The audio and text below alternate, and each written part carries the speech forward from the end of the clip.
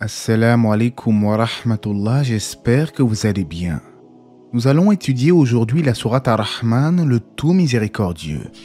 Très appréciée pour sa récitation en arabe, cette merveilleuse sourate nous dévoile toute l'ampleur de la miséricorde d'Allah envers ses créatures. En effet, le Très-Haut nous montre l'effet de sa miséricorde à travers ses innombrables bienfaits, et c'est ainsi qu'après avoir cité un bienfait, il répète ces paroles « Lequel donc des bienfaits de votre Seigneur nierez-vous » En vérité, ça me fait un petit pincement au cœur car nous arrivons tout doucement vers la fin du Coran et je trouve que le temps est passé tellement vite. Et quel bonheur est plus grand sur terre que de partager avec vous la compréhension du sens des versets du livre d'Allah. Mais bon, ne brûlons pas les étapes, nous n'en sommes pas encore à la sourate An-Nas. Sur ce, on se retrouve tout de suite après la petite intro.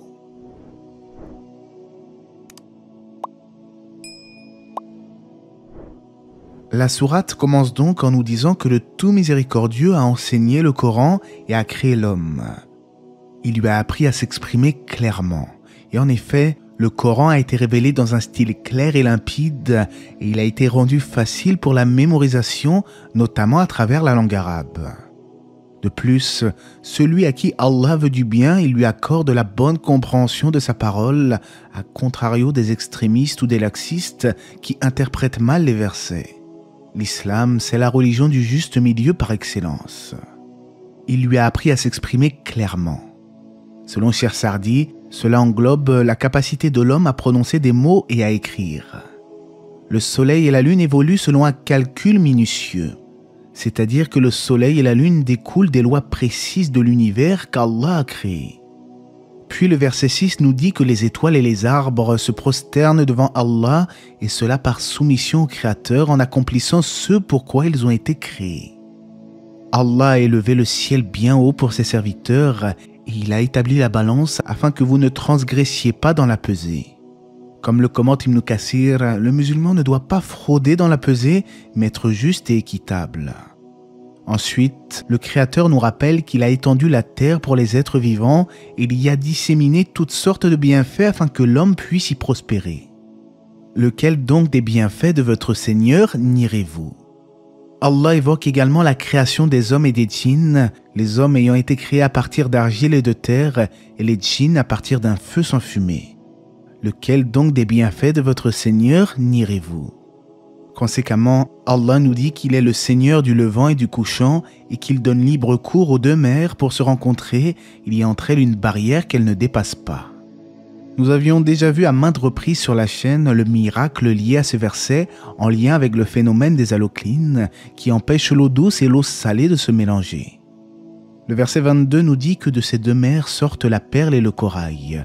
Encore une fois, lequel donc des bienfaits de votre Seigneur nierez-vous ? La sourate se poursuit lorsqu'Allah nous dit qu'à lui appartient les vaisseaux élevés sur la mer, à savoir les navires que les hommes utilisent pour partir en quête de leur subsistance. Allah nous dit ensuite « Tout ce qui est sur la terre doit disparaître, seule subsistera la face de ton Seigneur plein de majesté et de noblesse. » Et en effet, toutes les créatures sont vouées à disparaître et à mourir avant d'être ressuscitées pour le jour du grand rassemblement. Seul le vivant qui ne meurt jamais ne disparaîtra pas, c'est-à-dire Allah. Quant au verset 29, il nous dit que ceux qui sont dans les cieux et la terre l'implorent et chaque jour, il accomplit une œuvre nouvelle. Cela signifie que ces décrets s'appliquent chaque jour et concernant toute chose, et comme l'a expliqué Mujahid, chaque jour il exauce celui qui l'invoque, il soulage l'affligé, pardonne aux pécheurs et répond à celui qui est dans le besoin. En fait, aucune créature ne peut se passer de lui, ne serait-ce qu'un court instant. Lequel donc des bienfaits de votre Seigneur nierez-vous ? Allah s'adresse ensuite aux hommes et aux djinns. Ils seront bientôt jugés selon leurs actions, puis il les interpelle de nouveau en disant « Ô peuple de djinns et d'hommes, si vous pouvez sortir du domaine des cieux et de la terre, alors faites-le. Mais vous ne pourrez en sortir qu'à l'aide d'un pouvoir illimité. » Certains musulmans sur le net, dans les forums ou autres, interprètent ce verset en prétendant que cela signifie que l'être humain n'a jamais été sur la lune ou en avançant d'autres thèses similaires. Or, selon Cheikh Sardi, l'explication de ce verset est très simple. Cela signifie que les hommes et les djinns ne pourront se soustraire au royaume d'Allah le jour du grand rassemblement. Il en est de même pour l'exégèse de Ibn Kathir. Le sens de ce verset est que les hommes et les djinns ne pourront échapper à l'ordre d'Allah au jour de la résurrection lors du grand rassemblement, et cela car les anges les cerneront de toutes parts.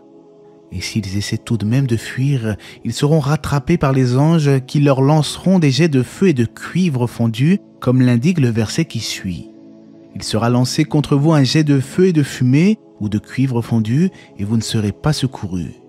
S'agissant ici de châtiment, certains pourraient se demander pourquoi Allah nous dit ensuite « Lequel donc des bienfaits de votre Seigneur nierez-vous » L'explication est très simple. En réalité, les punitions d'Allah sont un bienfait car elles servent de rappel aux esprits éclairés, les incitant à s'éloigner du mal par crainte du châtiment. Puis quand le ciel se fendra et deviendra alors écarlate comme le cuir rouge. Cela signifie qu'au jour de la résurrection, il y aura une brèche dans le ciel et sa couleur sera altérée. Lequel donc des bienfaits de votre Seigneur nierez-vous ? Allah nous dit ensuite « Alors, ni aux hommes ni aux djinns, on ne posera des questions à propos de leurs péchés. » Certains pourraient alors se questionner « Mais si, le Coran nous dit dans d'autres passages que chacun sera interrogé et jugé par le Créateur. » Et en effet, c'est vrai, et c'est pour cela que les savants ont donné plusieurs explications concernant ce verset. Selon Ibn Abbas, par exemple, on ne les interrogera pas sur le fait d'avoir fait ou de ne pas avoir fait quelque chose, mais plutôt pour quelles raisons ont-ils agi ainsi. Alors bien entendu, Allah connaît les réponses, mais il les questionnera tout de même en toute vérité. Selon Qatada, ils seront interrogés certes, mais on scellera ensuite leur bouche et leurs membres témoigneront contre eux de ce qu'ils faisaient. En fait, les criminels seront reconnaissables à leurs traits et ils seront saisis par les toupets et les pieds avant d'être jetés dans l'enfer qu'ils traitaient de mensonge. Selon Cheikh Sardi, Allah les interrogera à titre de reproche et de blâme, bien qu'ils soient mieux informés qu'eux concernant leur situation. Ensuite, ils seront précipités dans le feu. Pour certains savants, on reconnaîtra les injustes à la noirceur de leur visage et au bleu de leurs yeux. Quant aux croyants, ils seront reconnaissables à la blancheur éclatante laissée par les traces de leurs ablutions. La sourate continue, ils feront le va-et-vient entre lui, l'enfer, et une eau bouillante extrêmement chaude. C'est-à-dire que tantôt ils seront châtiés dans le feu de l'enfer, tantôt ils seront abreuvés d'une boisson bouillante qui déchirera les entrailles. Mais walhamdulillah, celui qui aura craint son Seigneur sera préservé de tout cela, comme l'indique le verset. Et pour celui qui aura craint de comparaître devant son Seigneur, il y aura 2 jardins, lequel donc des bienfaits de votre Seigneur nierez-vous ?